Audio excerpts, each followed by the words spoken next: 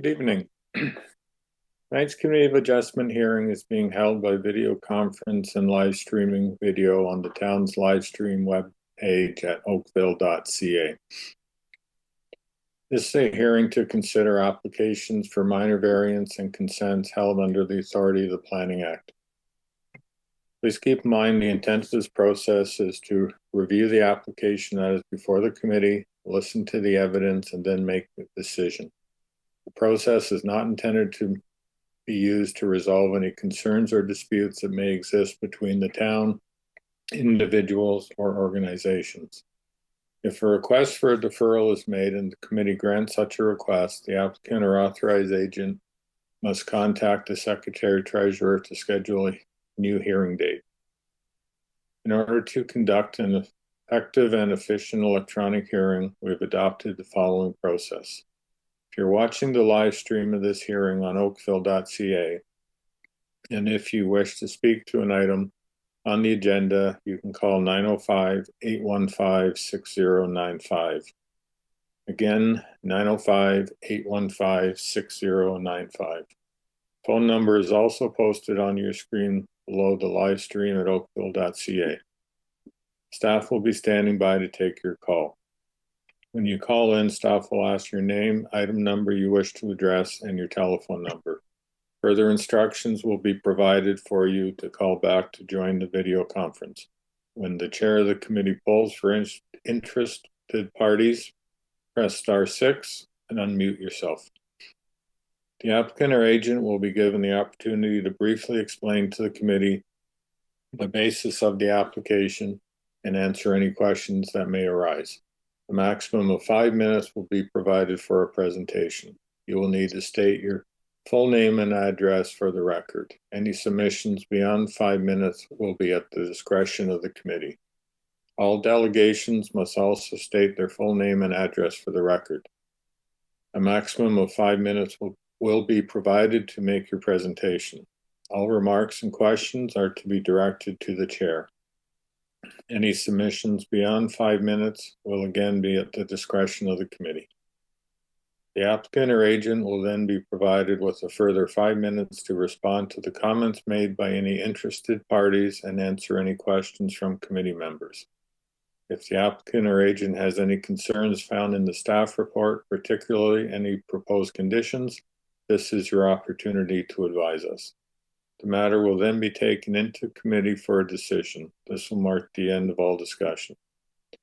Any person desiring a notice of decision for an application must provide a written request, preferably through email, to the Secretary-Treasurer.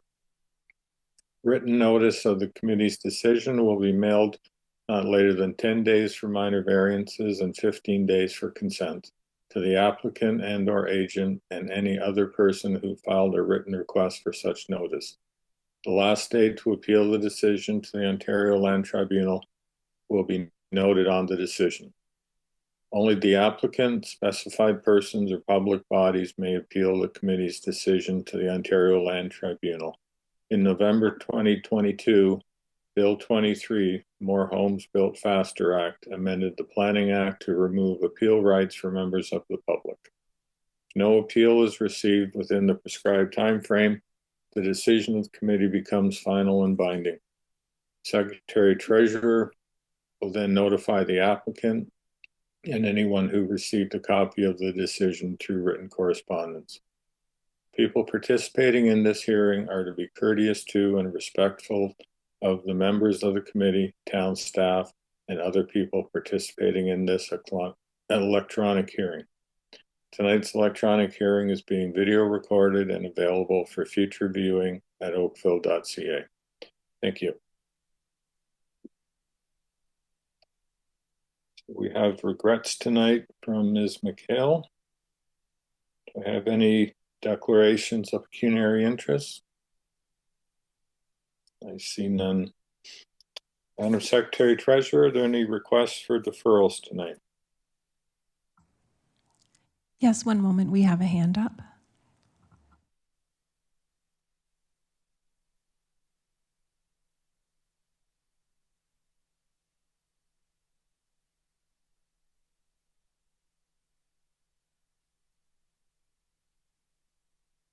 Good evening, Mr. Demchuk. Good evening, members of the committee. I'm here as the planning consultant on behalf of the application A058-2025, which is located at 150 Diane Avenue. We did receive the comments from planning staff, and we would like to request a deferral for an opportunity to speak with staff and work through some of those issues. Okay, thank you. Committee members, all those in favor of deferral? Okay, that is unanimous. Your application is deferred. You'll see the Secretary Treasurer when you're ready to come back. Thank you, members. Thank you. Madam Secretary Treasurer, any further requests for deferrals? Yes, one more hand up, Mr. Chair.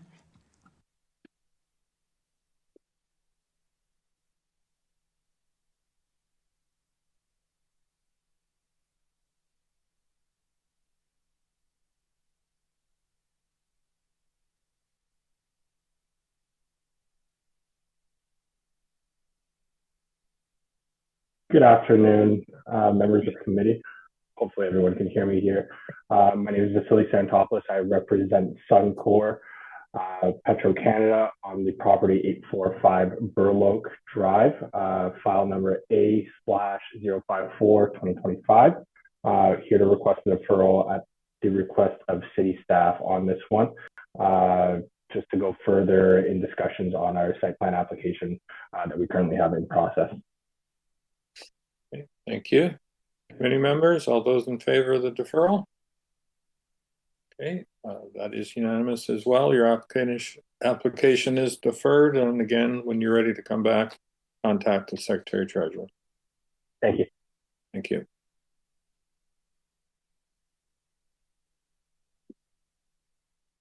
Mr. Dickey. Yes, Mr. Chairman. I just wanted to say that for 1547 Bayview, when I inspected it on Monday, there was no sign on the property. So I'd like to bring that to everybody's attention, and we'll deal with that as such. Okay, thank you, Mr. Dickey. Madam Secretary Treasurer, is the applicant here for that at this point? Yes, Peter Giordano is here. I'm going to move him into the meeting.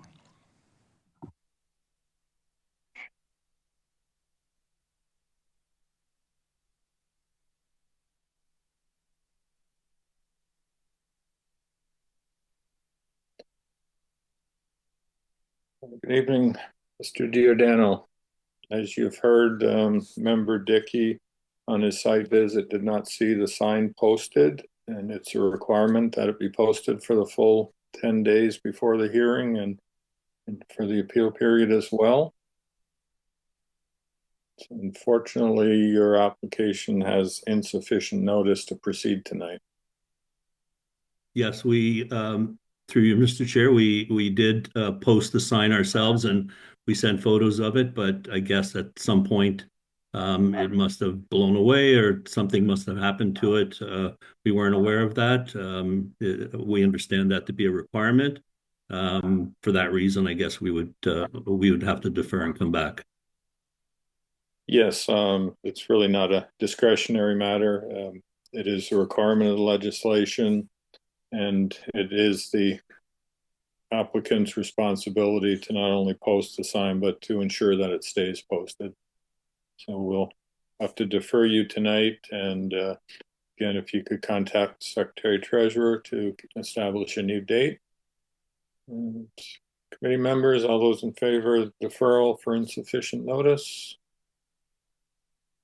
Okay, that is unanimous. The application is deferred.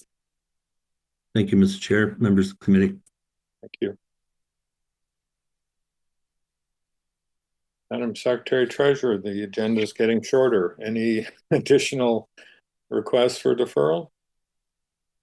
We have no more hands, Mr. Chair. The first application has just been deferred. So we'll move to application A050-2025 at 414 Southland Crescent.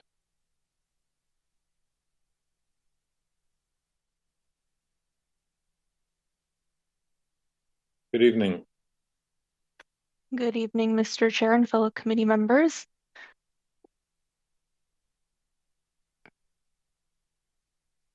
My name is Maya Marchese, and I'm a planner at Design Plan Services, located at 87 Skyway Avenue in Toronto.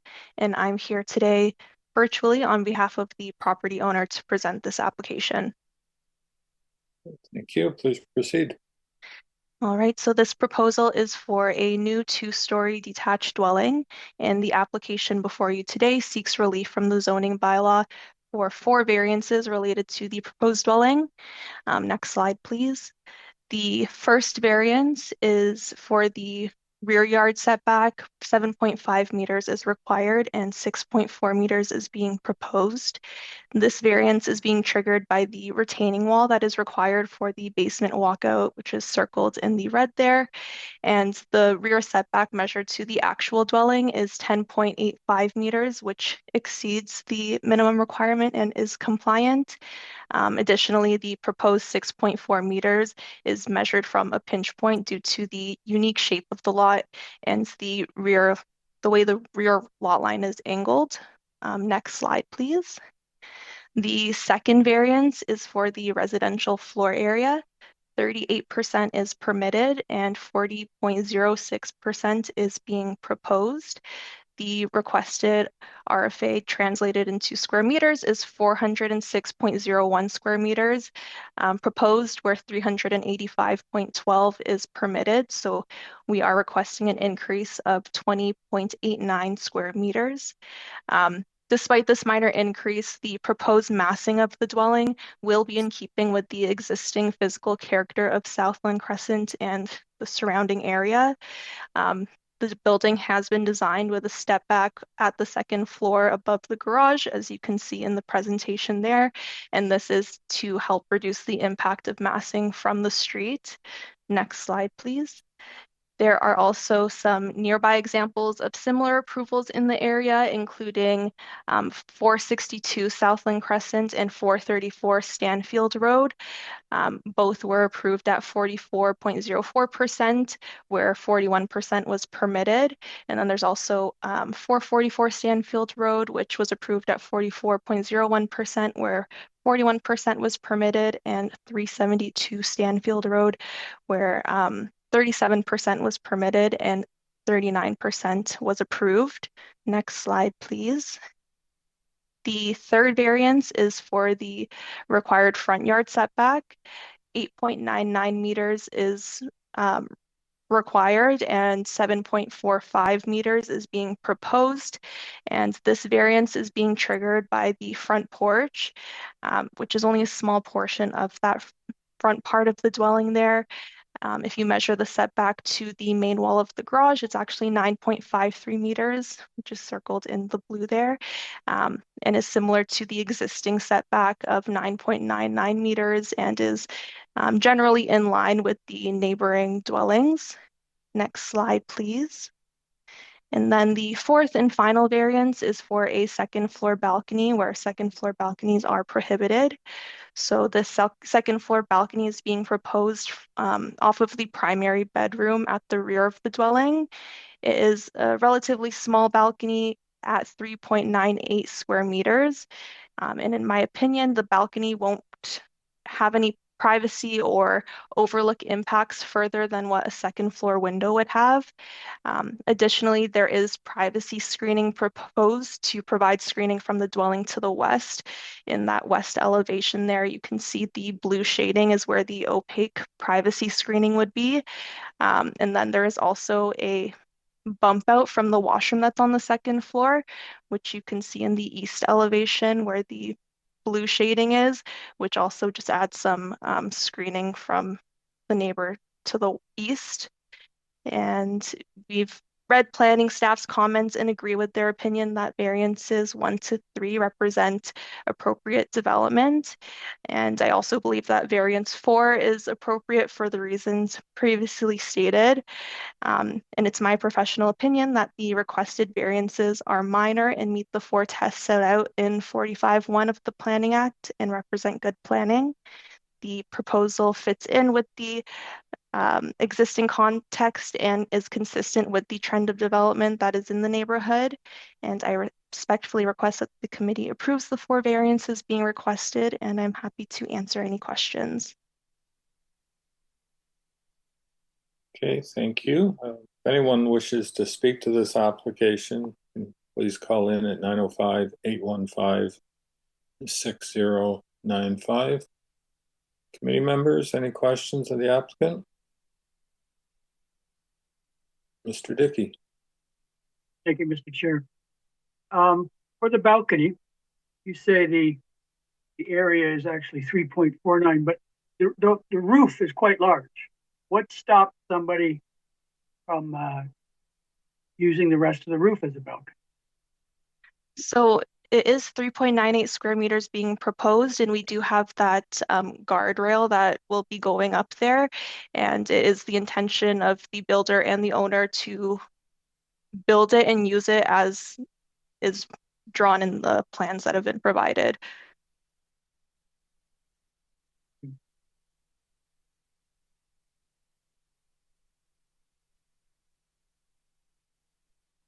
Okay, thank you. Any other questions for the applicant? I see none. Perhaps I'll just add on to Mr. Dickey's question. Balconies are expressly prohibited. How do you feel that allowing it meets the intent of the bylaw? Through you, Mr. Chair, I understand that it is prohibited. As I mentioned, I do believe that the intent of the bylaw is to prevent overlook and privacy impacts, and the balcony that is being proposed isn't intended to have any privacy or overlook impacts that would or further than a second floor window would have. It's also off of the main bedroom, which is at the rear, as I mentioned, and wouldn't be an area of congregation. I believe that the screening as well helps with that privacy impact. And yeah, as I said, it wouldn't have more of an impact than a second floor window would have. Okay, thank you. Madam Secretary Treasurer, is anyone called in to speak to this application? We've had no calls. Okay, thank you. So we'll close discussion. Committee members, staff are recommending approval of 3 out of the 4 variances, denial of the balcony, and added conditions. If you concur, that would leave the site plan elevation drawings to the discretion of the Director of Planning. With that, I'm looking for a motion on this matter. Mr. Hardcastle. Thank you, Mr. Chairman. Having undertaken my site visit, having reviewed the written staff report, having heard the presentation, I would put forward a motion as proposed by staff. I find that variances 1 through 3 are appropriate for the development of the land, and the variances are minor in nature. Variance 4, on the other hand, I find to not be consistent with the general intent and purpose of the zoning bylaw, and it has significant potential for impact from overlook perspective. So as I noted, I would put forward the motion as put forward in the staff report for approval of variances 1 through 3 and refusal of 4. And that would be subject to 2 conditions: that the dwelling be constructed in general accordance with the submitted site plan and elevation drawings dated February 27th, 2025, to the satisfaction of the Director of Planning and Development, and that the approval expire within 2 years of the date of the decision if a permit has not been issued. Thank you, Mr. Hardcastle. Is there any discussion on that motion? Mr. Dickey? Thank you, Mr. Chair. If we were to approve this as Mr. Hardcastle has suggested, what would we do about the rear doors in that bedroom? We're saying there's no balcony. We're saying we won't allow a balcony if under this proposed motion.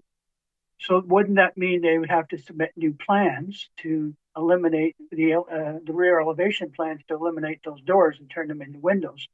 I don't know if that's appropriate.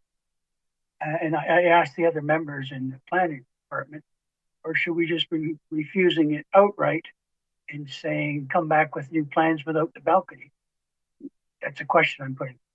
Yeah, it's either option, Mr. Hardcastle's motion, or as you're suggesting, or at the committee's discretion, Mr. Hardcastle's motion would effectively require the applicant to revise the elevations, and the decision as to what would be an appropriate revision, whether it's changing those doors into windows, that would be left to the discretion of the Director of Planning.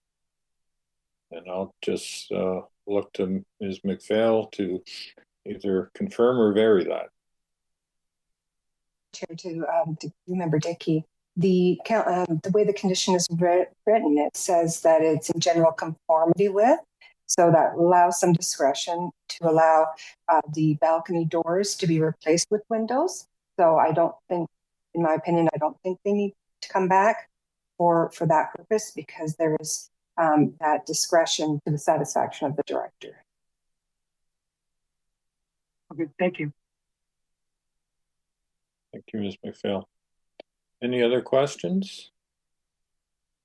So the motion on the table is to approve variances 1 through 3, deny variance 4, with conditions that make the elevation drawings amendments to the discretion of the Director of Planning. All those in favor of that motion to approve? Okay, that is unanimous. So your application is approved with variances 1 through 3. Variance 4 has been denied. You'll have to make some revisions to your elevations and have those submitted back to the town for approval by the Director of Planning. Understood. Thank you, Mr. Chair and committee members. Thank you. Have a good night. You too. Application A051 2025 at 291 Dalewood Drive.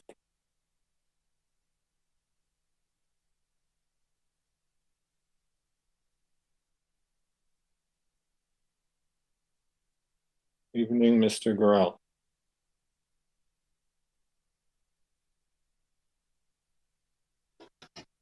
Good afternoon, Mr. Chair and committee members.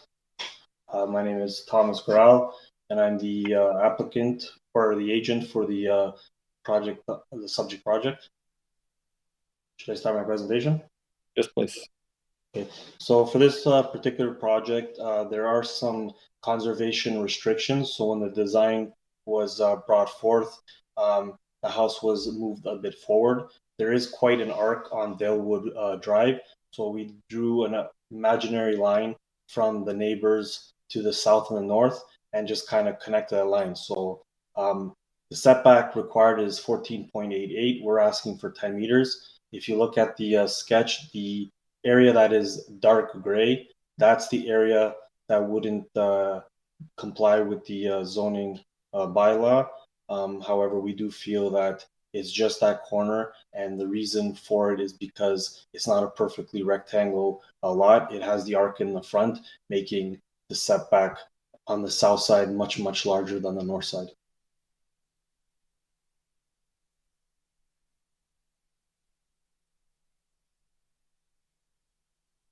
Any questions? Just going to ask staff, were there elevations as part of that presentation? Maybe we could just scroll through them for the benefit of anybody that's watching. And if anyone wants to speak to this application, you can call in at 905-815-6095.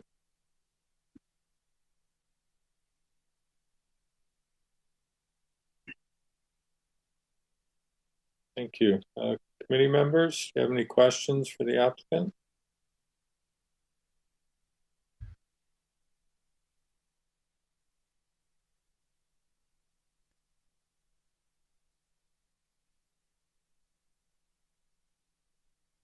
Seeing none. Oh, sorry, Mr. Dickey, did you put your hand up? Oh, no, sorry, no. Scratching my head. Okay. Okay, sorry. I looked away for a second. Madam Secretary Treasurer, has anyone called in to speak to this application? We've had no calls, Mr. Chairman. Okay, thank you. And we'll close discussion.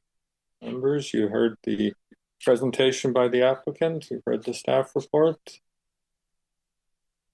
Entertain a motion at this time. Ms. Price, thank you. Based on my site visit, as well as the agent's presentation and the planning department's, report, I believe the application can be approved. The 4 tests have been met, and therefore the variance can be considered minor in nature. I recommend the owner's application be approved subject to the following conditions. The dwelling be constructed in general accordance with submitted plan, site plan, and elevation drawings for committee of adjustment dated February 6, 2025, to the satisfaction of the Director of Planning and Development, and that the approval expires 2 years from the date of the decision, and a building permit has not been issued for the proposed construction. Thank you. Any discussion on that motion to approve? I see none. All those in favor of the motion? Okay. Your application has been approved, sir. Thank you very much. Have a good evening. Thank you.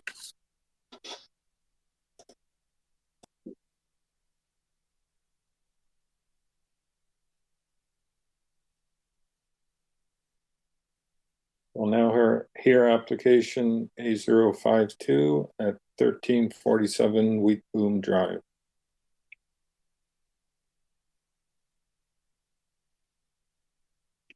Good evening, Mr. Joshi. Good evening, Mr. Chair. How are you? Good, thank you. We just get your name and address, please, and then you can start your presentation. My name is Bhaskar Joshi. I'm a professional engineer.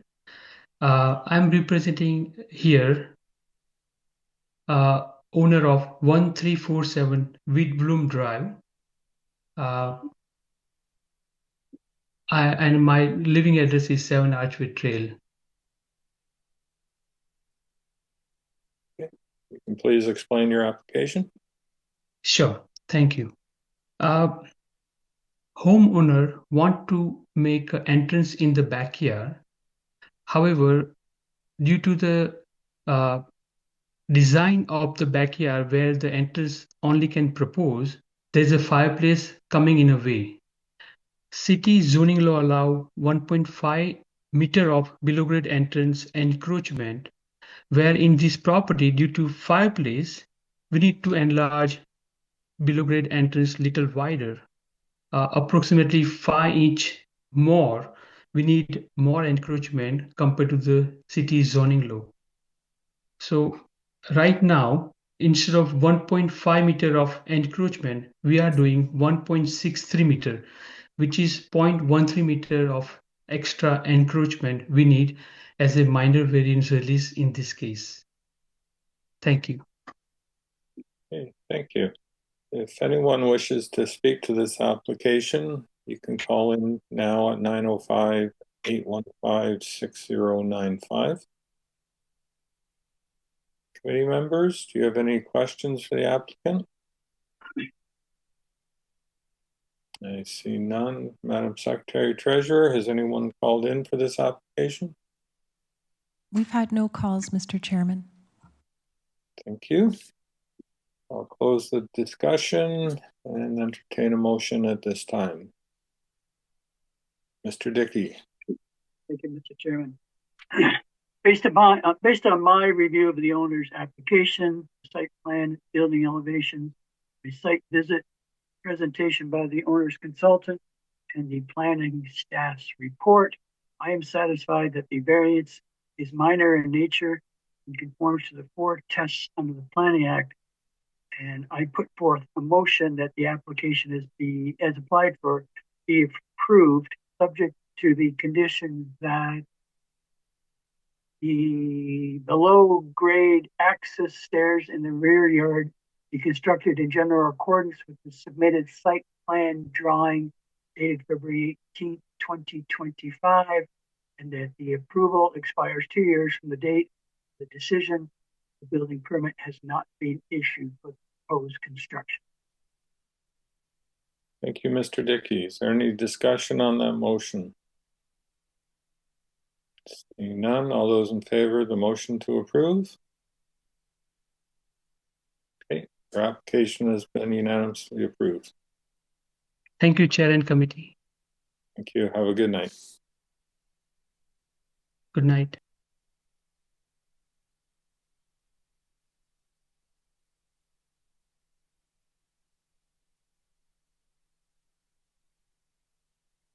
Now here, application A053 at 15 Pebble Ridge Place.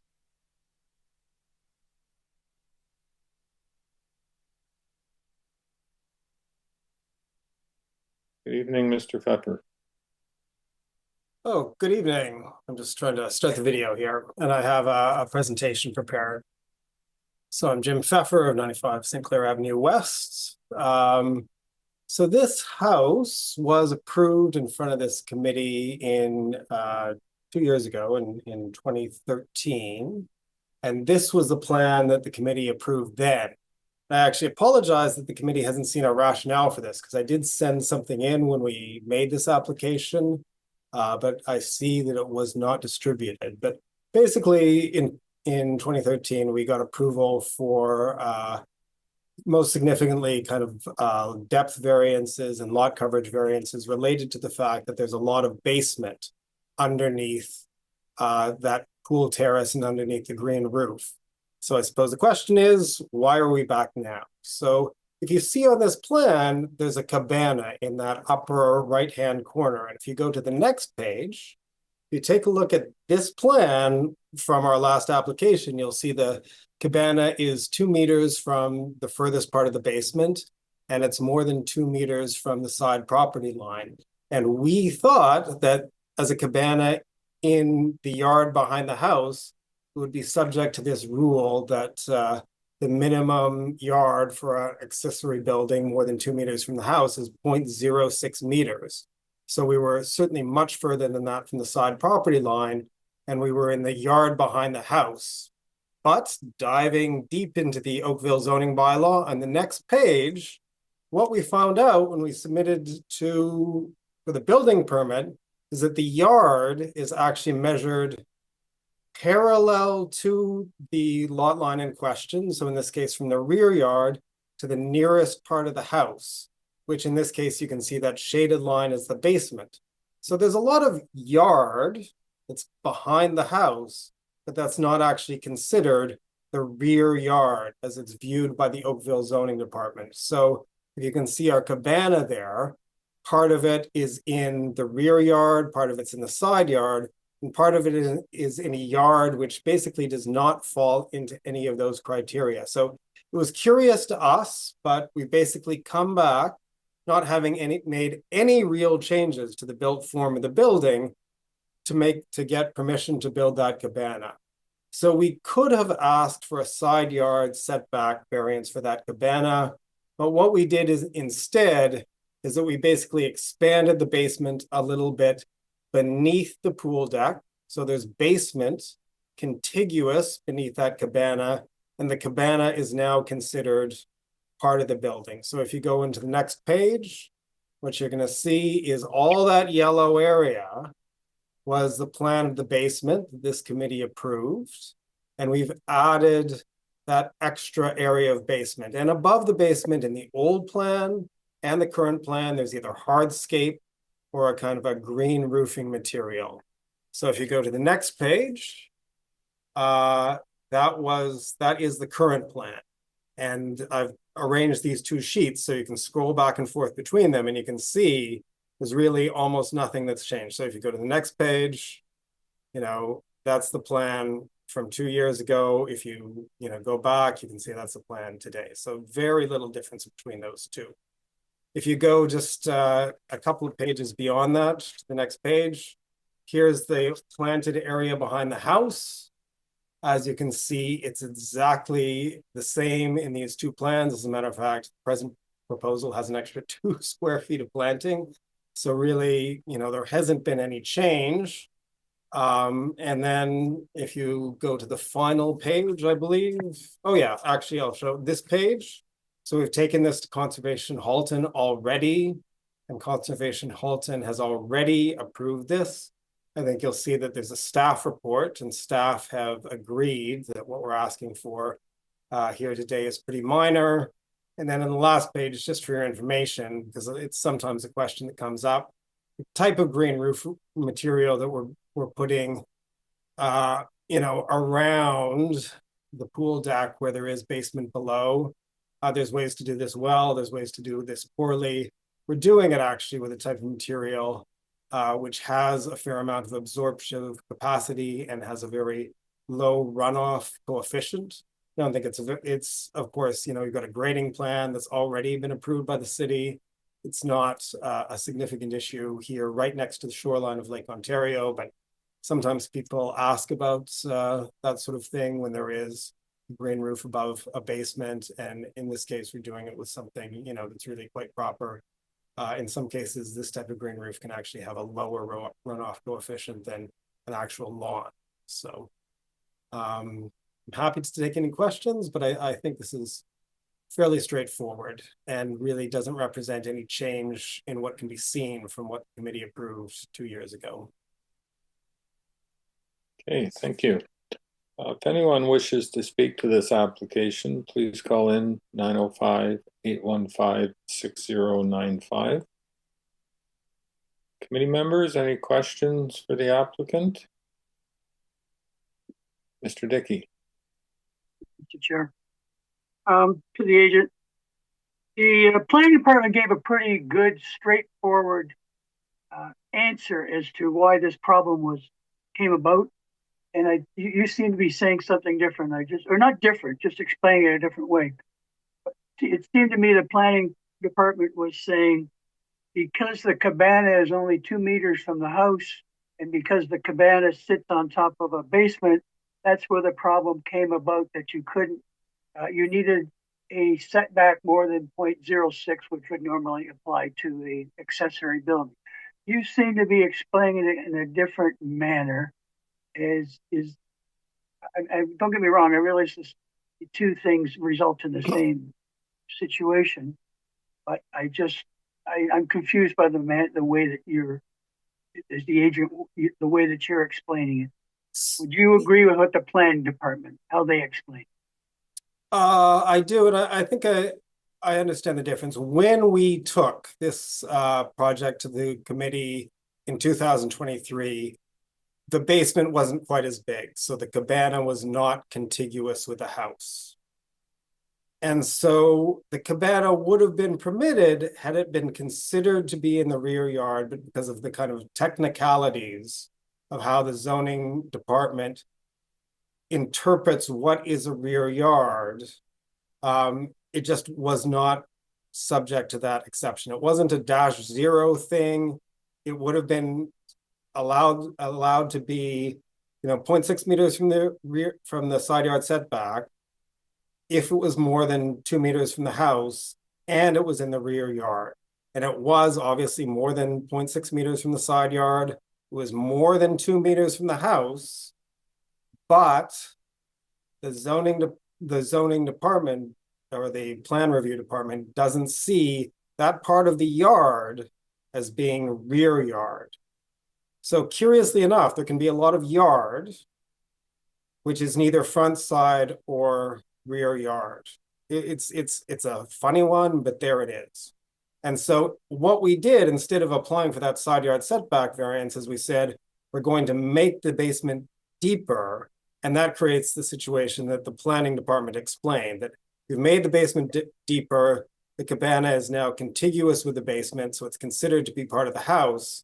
So we're getting variances for the position of that cabana as if it's part of the house, because we've kind of expanded the basement. I hope that's not, it kind of there's a lot of complexities to what's essentially, I think, a pretty simple thing. The cabana would usually be allowed, but there's a kind of a funny thing about how the rear yard is determined. And in this case, yeah, we've basically made the basement a little bit bigger, so the cabana is contiguous with the house. I hope that's clear. I'll just make one comment. Last time you were here, I criticized you for not giving a justification on the extremely complex situation you had. Now, once again, you didn't, I mean, just now you did, okay, but you didn't give it to the neighbors 2 weeks ago. I read that letter, I had no idea what's going on. I've got 45 years of experience in real estate, and I pity to think what the neighbors would have thought. So again, I criticize you for not doing a better job 2 weeks ago to explain this to the neighbors. That's it. Thank you. Thank you. Noted. Thank you for that. Committee members, any other questions for the applicant? See none. Madam Secretary Treasurer, is anyone called in to speak to this matter? We've had no calls, Mr. Chairman. Thank you. I'll close discussion and look for a motion. Mr. Hardcastle. Thank you, Mr. Chairman. Yes, you end up proposing unconventional built forms and complex built forms. You end up with complex interpretations of bylaws that are intended to deal with the more traditional things. So you sometimes run into these things for the good and the bad of them, where you have to tweak built form or structure in order to get an interpretation that makes sense in the context of things. I don't know if that made sense to anybody other than me, but I think it, maybe it's a representation of the complexity of this site. I remember dealing with this a few years ago and having some significant challenges with this projected basement space and reconciling it at the time. But ultimately supporting the application. So anyways, with that being said, I believe that the variances that are being proposed are minor. I would align in with the staff positioning on this in terms of the appropriateness of the development, and I'll put forward a motion of approval.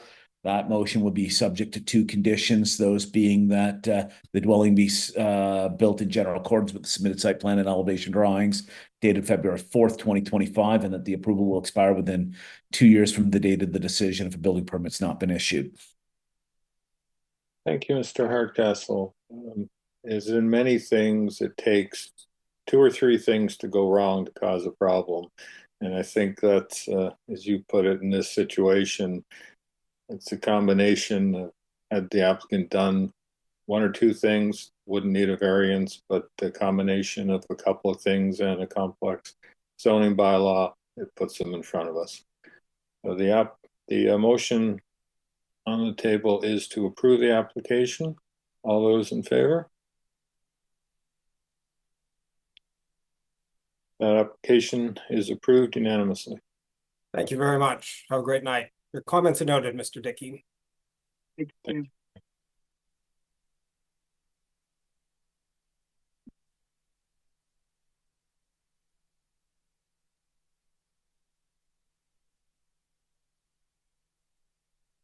Everyone watching both applications A054 and A058 have been deferred from tonight's agenda. If you had an interest in those, they'll be coming back at a later date and notice will be reissued. We'll move on to application A034 at 3519 Stedford Road, deferred from March.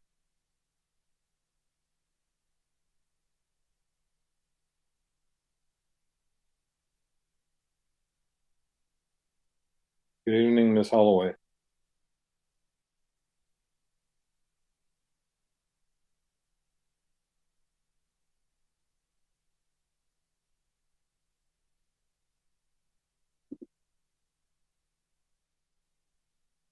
Can you hear me? We can now. All right. So good evening, Chair and members of the committee. My name is Cynthia Holloway, and I'm the homeowner of 3519 Stedford Road in Oakville. I'm here today to request, oh my goodness, start my video. There we go. A minor variance of 0.4 meters to permit a lower level entrance to my home. The entrance that I'm requesting is not visible from any of my neighbors' homes or backyards, as you can see in the photo I provided, and my property is fully fenced, ensuring privacy and preventing any visible impact on the surrounding properties. This entrance will not change the character of the neighborhood now, nor will it create any disruptions. So I've spoken to my neighbors about this request and they are supportive. I've submitted a signed letter by 7 of my neighbors, all of whom agreed that this minor variance will have no negative effect on the community. I think that their support reflects the fact that this change is reasonable and it doesn't interfere with anyone's enjoyment of their property. The lower level entrance significantly improves the usability of my home. My home has an interior staircase to the lower level of it's a sharp dog's leg angle design, and it makes it impossible to move standard size furniture, such as a couch or anything up and down the stairs. So the lower level entrance provides a necessary solution for accessibility and functionality without requiring structural modifications to my home. Given that the entrance is not visible to my neighbors and has strong community support and serves practical needs while maintaining the integrity of my property, I respectfully ask for the committee's approval of the minor variance. Thank you for your time and consideration. Thank you. If anyone wanted to speak to this application, can you please call 905-815-6095? Committee members, any questions for the applicant? I see none. Secretary Treasurer, is anybody called in for this application? We've had no calls, Mr. Chairman. Thank you. That's reasonable considering the letters of support. Okay, we'll close the discussion and I'll look for a motion on this matter. Ms. Price. Okay, taking into consideration the owner's report and her presentation, as well as the staff's planning report and the letters of support from the neighbors, I believe the 4 tests have been met, and therefore the variance can be considered minor in nature. I recommend the owner's application be approved, subject to the following conditions: that the below-grade interest be built in general accordance with the submitted site plan dated 2024-06-2022, and that the approval expires 2 years from the date of the decision. A building permit has not been issued for the proposed construction. Thank you. Any discussion on that motion to approve? I see none. All those in favor? Okay, that is unanimous. Your application has been approved. Great, thank you. Thank you. Have a good evening. You too. Here's our final application for tonight. We have minutes to confirm from April 2nd. Don't think Mr. Hardcastle was here, so I'm looking for someone else to confirm those minutes. Thank you, Mr. Dickey. And Mr. Hardcastle, motion to adjourn. Thank you.